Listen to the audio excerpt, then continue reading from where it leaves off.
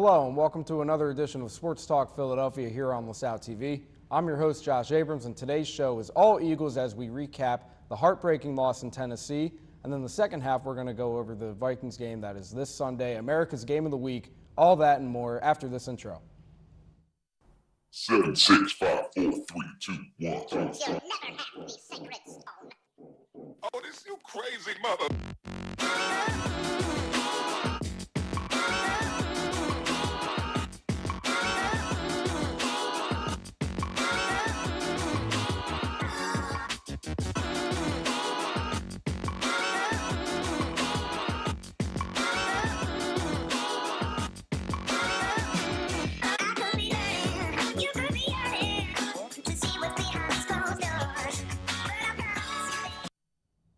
Welcome back from the introduction. As usual, I have an amazing panel of guests with me to talk some Phillies. Sam Brown, Chris Forsythe, and the man who just needs to stay down that way, away from me, Dave Roberts. Guys, I'm pretty PO'd right now. This is I don't think I've ever been this upset after an Eagles game in a long time. We had talked about after the Tampa Bay game that, that was really one of their first major losses of the season, and it was good to get that kind of game out of the way early, but this game was just a struggle from start to finish. And we knew that it was going to be this hard, considering that how shaky our offense was. Carson's just starting to get back into regular form. But the Eagles, as you saw in the box score, they go down in overtime in Tennessee on virtually the last play of the game, 26-23. There's a lot that we have to talk about regarding this game. But I don't have any positive thoughts right now. So I'm going to leave the floor open to the panel.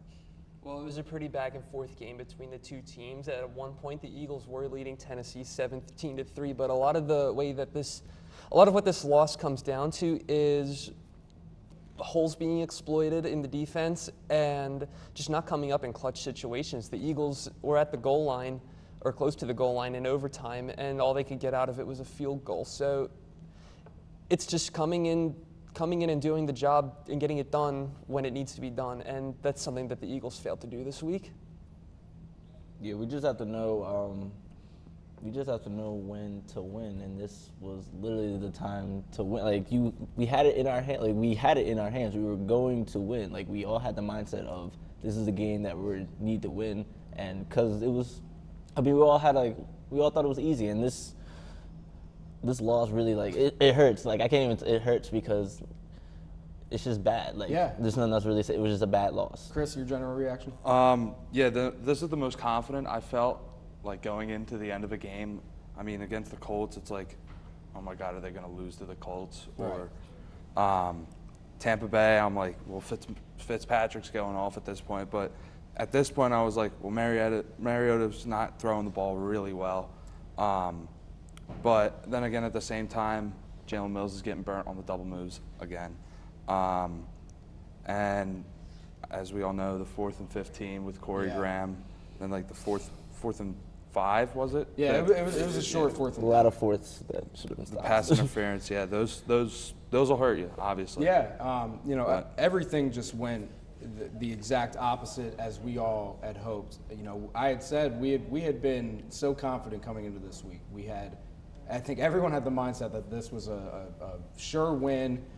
Marcus Mariota, Tennessee had only 2 touchdown passes coming into this game, and none of them were from Mariota. And then all of a sudden, as you said, Chris, they exploited our defense. Mariota throws almost 350 yards. He has the best game of the season so far, and just a really terrible way to end the first quarter of the season. Now, looking at the offensive side of the ball for the Eagles, there were certainly positives in that Carson Wentz finally started to connect with his receivers. We had Alshon Jeffrey come back this week. Zach Ertz looked like the same Zach Ertz from last year.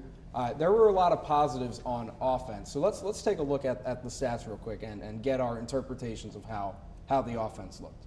I don't think Jordan Matthews having 1 catch or 1 reception is enough. We expect him to come here as the number 3 receiver, and to have 1 catch is unacceptable. Aguilar can't drop the ball that much. Scared me. Looked like 2016 Aguilar. But then again, the tight end, only 1 tight end this week. Zach Ertz looked good. Dallas Goedert, once again, just went missing. And Alshon, like you said, when he came back, still looked like the same Alshon Jeffrey, strong hands, coming down with the big catches. But, I mean, just one guy can't do it for you. One or two guys can't do it for you, so. Yeah, and it looked like it really looked like that.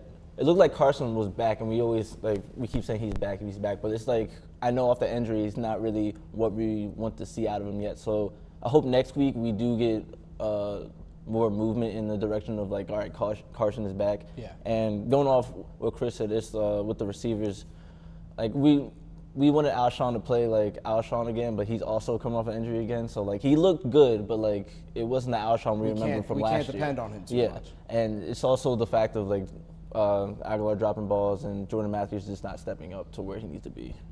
Yeah.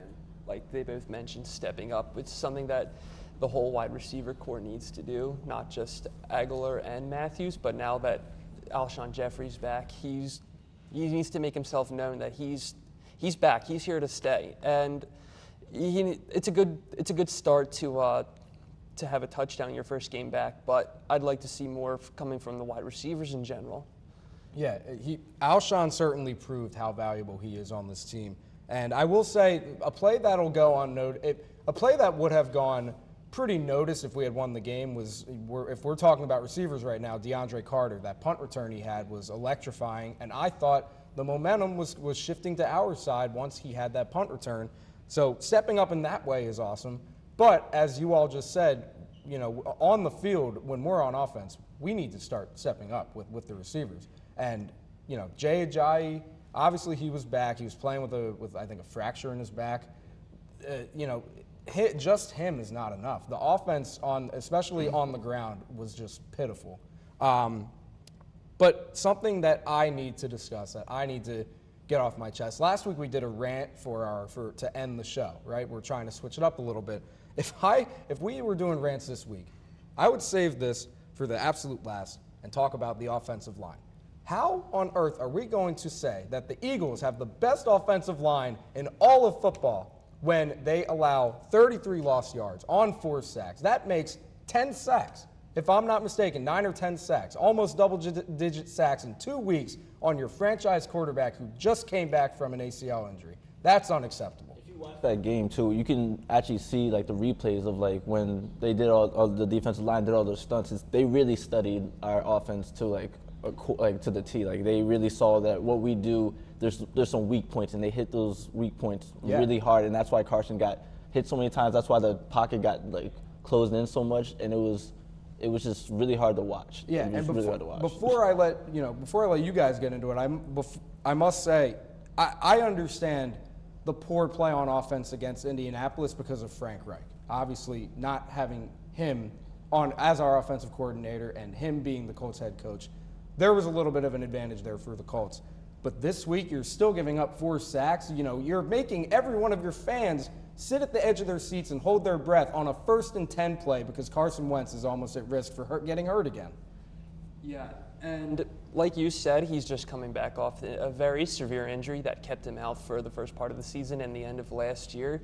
It's also not a good look for him when he's not being protected and he's not getting the opportunities to make the plays that a healthy Carson Wentz should be making. So an offensive line that's allowing all these pressures and all these sacks on the franchise quarterback does not help him any more than it helps the rest of the team.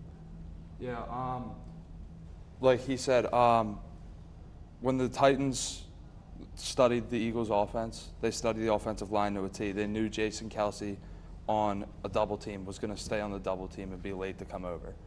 They knew Jason Peters, coming off the knee injury, is going to have a tough time coming back inside. And for Lane Johnson, there's no excuse for him. I mean, he was healthy all year, last year, and he's supposed to be the leader of this offensive line, and that was just not seen at all. So yeah, absolutely. And clearly we're going to need the offensive players to step up, especially against a team like Minnesota. But before we move on to talking about Minnesota, let's talk about the defense, guys, because obviously, pointing to that overtime possession when the Titans had the ball and they went all the way down and scored. What is it, 3? I don't care. I mean, it doesn't matter the number. They had multiple opportunities to end the game in overtime, up 3, and we can talk about as much as we want about the offense having to score touchdowns and put it in the end zone, but this defense is just really depleted right now, especially with Rodney McLeod, being out for the rest of the year. Well, Malcolm Jenkins obviously cannot do it all by himself, and like I mentioned in the beginning of the show, the Titans had taken advantage of some holes and exploited those holes, and they did so in the case of Corey Graham, who he allowed what, the conversion on 4th and 15? Yeah, that was horrible. Yeah. So it's either upgrade at safety or step up at safety for me. For me, it was more of where were the linebackers? Like, I saw nothing from Nigel Bradham, Jordan Hicks, and we all know about Jalen Mills' struggle with the sluggo and the double move and all that. But I think at this point is when Jim Schwartz needs to sit there and say, if he's going to keep getting burnt on double moves, I got to give him safety help. Like, put Corey Graham out there with him. The two of them combined can't be that bad. So, and you can't move Malcolm Jenkins out there because he's valuable for the run. So that's where I'm at with that defense. For me, you guys said it all. It's the cornerbacks, it's the linebackers. The only positive I can even take from this is just our D-line is still, I think, one of the best D-lines in football. It's really hard to say anything bad about them, and it's tough because they're doing such a good job up front. It's up to everyone else to actually just make a play and actually try to be the type of team we know we could be. So that's all I really see. Going off what he said, I think Jim Schwartz also needs to start bringing the linebackers up more for blitzes because every time I watch a game, it's always just a 4-man rush or a nickel corner coming in. You can't have Sidney Jones blitzing all the time. It's got to be either Jordan Hicks or Nigel Bradham or maybe even Nate Gary. I mean, other than that, the D-line has been unstoppable. Yeah, right. And that the D-line and, with the exception of our front seven, is probably one of the more better fronts in the league. But you're absolutely right in that, we talked about all last year. We knew how many injuries that the 2017 Eagles went through. So my question is, right at this point right now, is it just because of a different year? Why is it that these injuries that we're going through, any of these obstacles that we're going through in the year of 2018, why are they affecting us worse this year? And that's a question that we're going to have to answer on Sunday, because we're going to have to figure out how we're going to put an end to it. But we're going to take a quick commercial break. We got all of our anger out. But when we come back, we're going to talk about the upcoming game this Sunday against the Vikings. Stay tuned.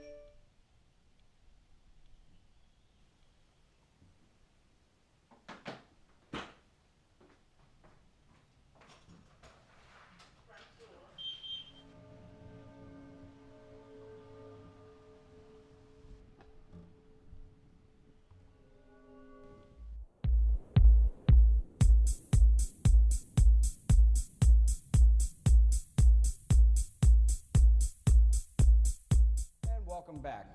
The same panel is here with me now. We're going to talk about the upcoming game this Sunday, the Eagles hosting the Minnesota Vikings, a rematch of the 2018 NFC Championship game, and we all know how that went. We can rejoice in that result, but obviously it's a brand new game.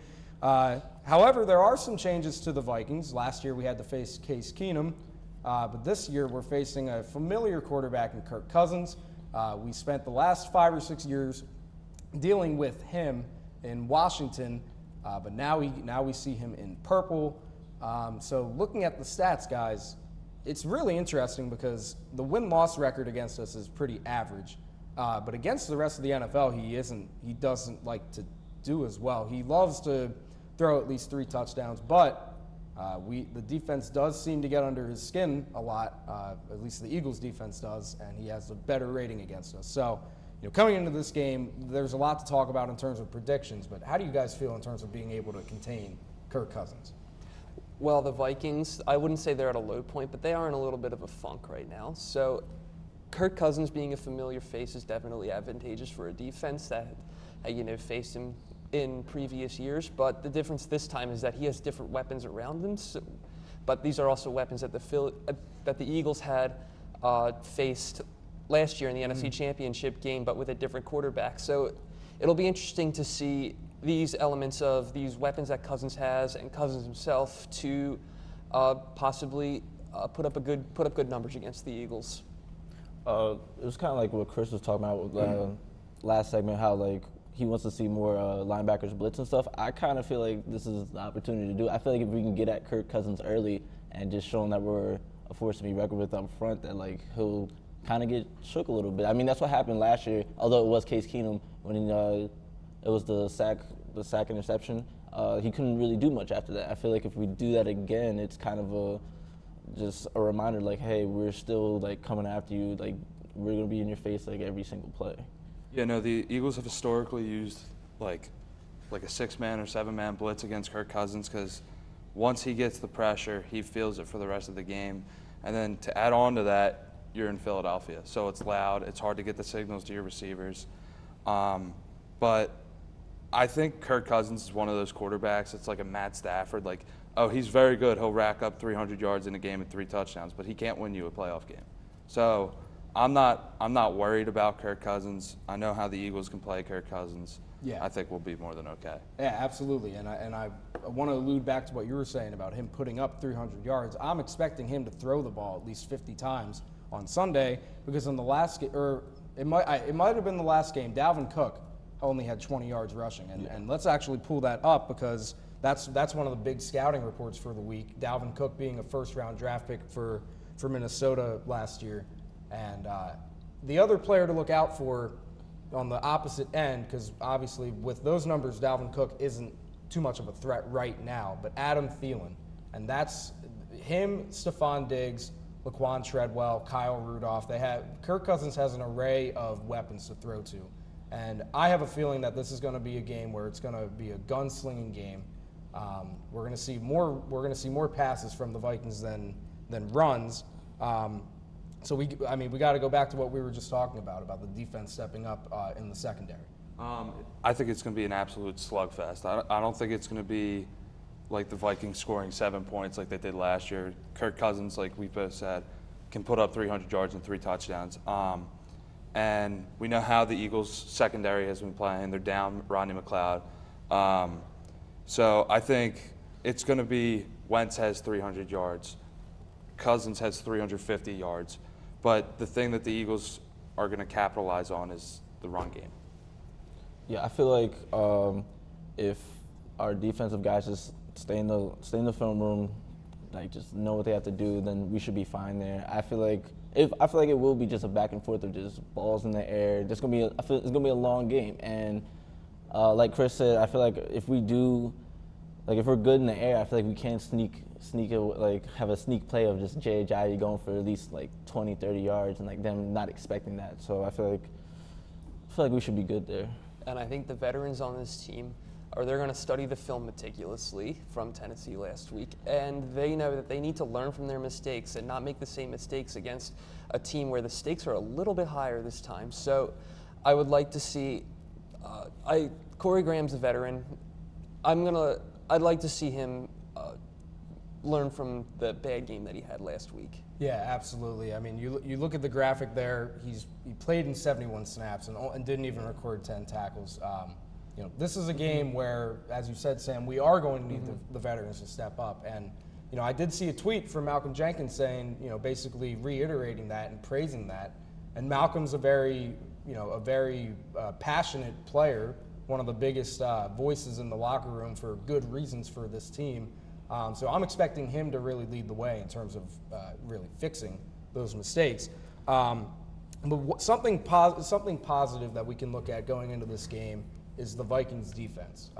We now know that Everson Griffin is no longer in the game for Sunday, so they're going to be struggling a little bit on the ends. But you look at their defense; they were the #1 overall defense last year, and I don't think a lot of people were expecting us to put up 38 points on them in the NFC Championship game.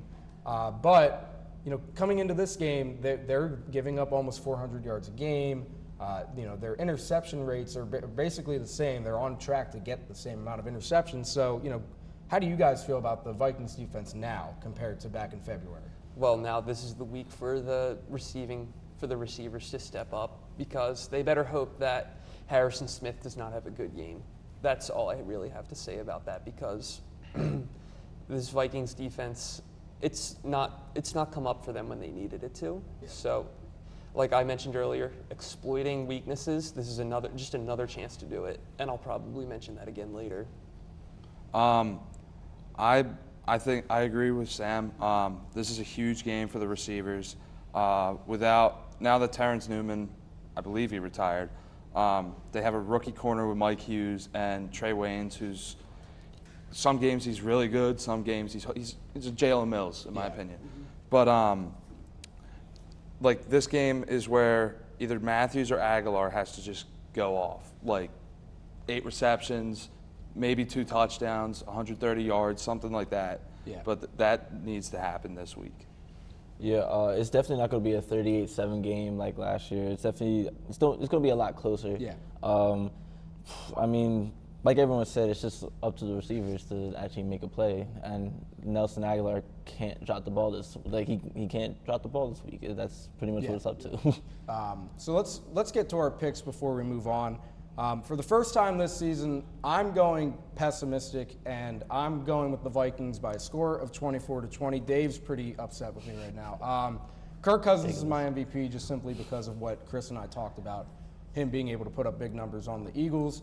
And I think it's really more of a sense that I just want to be proved wrong, because like I said, this is the most upset I've ever been after an Eagles game, after that Tennessee game. So I just want to be proven wrong to feel better about myself as the season comes along. So Sam, let's go to your pick.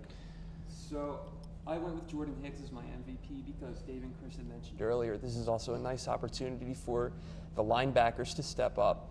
So in that regard, the Vikings defensive line has not really played much better than the Eagles defensive line has. So this is a good chance to see some penetration and putting pressure on Kirk Cousins, and hopefully, knocking him back for lost yards. Chris, you're feeling positive this week. Yeah, I'm feeling like this is Carson Wentz's breakout week. He had over 300 yards last week, but, he could have had a lot better stats if Aguilar caught the ball and stuff. But, yeah, I'm feeling like Wentz is going to have a great game, and Fletcher Cox is really going to pull through. And, Dave, you're ending the panel's picks with a positive note as well. Talk about your pick real quick. 24-20, told you, close game. Definitely not going to be like last year. Jordan Matthews should have more than 1 reception. I feel like for some reason, feel like he's going to have 1 really good catch that we all remember. Just like what he used to do. And it's just, I'm waiting for it. So yeah, we need more out of Jordan Matthews. Yeah. We need more out of the receivers. That's the bottom line. But we're going to move on to a new segment that we're doing now. So we know about Fast Five. We did the rants last week. We're going to try something new this week. Each of us are going to go over a Philadelphia Standout Star, whether if it's from this past Philly season to the upcoming Sixers and Flyers seasons that are about to start. So I'm going to start off with my Standout Star, who's Ben Simmons. I would have gone with Joel Embiid, but we know exactly what Joel Embiid is capable of doing. My Standout Star is Ben Simmons, simply because of the fact that we haven't seen a talent like this maybe since the Grant Hill days, or going even further back beyond that, Magic Johnson. Simmons is being compared to a lot of NBA greats, and I think he has the potential to become a top 10 player this season. He averaged 17 points, and he had an amazing stat line of 17, 8, and 8. And that is only going to get better as he gets older, and I'm just excited to see what him and Embiid can do. So, Sam, let's move on to you. You have Ivan Provorov. Yeah, so I went with Ivan Provorov from the Flyers simply because he's young and he's a fighter. He's a grinder. He works his tail off every game and in the offseason to develop himself into the best possible player he can be. Just if you're just looking at the screen with the stats on there right now, that's significantly better than the rookie season he had, and I only can expect him to get even better as time goes on. So that's my standout star, season star. Chris, you're going to start out. You're going to finish out the picks before Dave with the big boys, and you're picking the guy on one end, Derek Barnett. So Barnett, I remember watching him at Tennessee. He broke Reggie White's sack record at Tennessee. We all know what he's capable of, and last year we didn't get to see it as much because they were playing the veterans in front of him because he was a rookie.